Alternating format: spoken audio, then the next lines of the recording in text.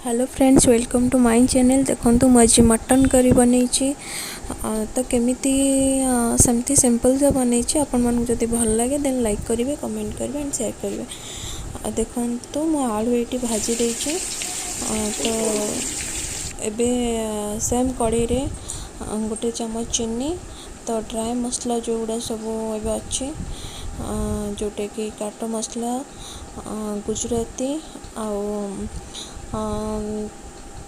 ये सब ऐड करुँची। आपन तेजपत्र पकई पारे मुझे पचर नहीं एबे से जीरा पकाउची।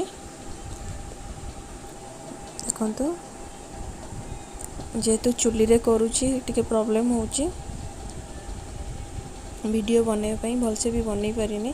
तबे पियाज पकेबी, जस्ट पियाज पकई तो से किछि रसुण नहीं गोटा रसुण तो से मटन गोले की रखी अदा रसुण अदा रसुण जीरा सब पकई देछि। तो टमाटो पकाउछि। देखते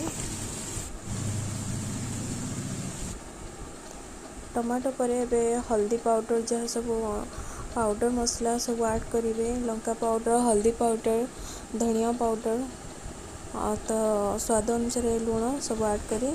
तो ये मु सब ड्राई मसला जो गुड़ा सब पाउडर मसला ताको मु गोले की रखी सब पकेली।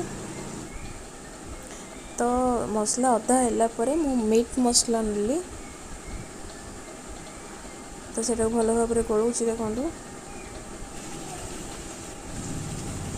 देखो मसला अदा हो सारे तो मटन पकईदेली।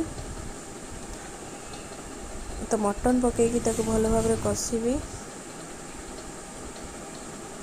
देखो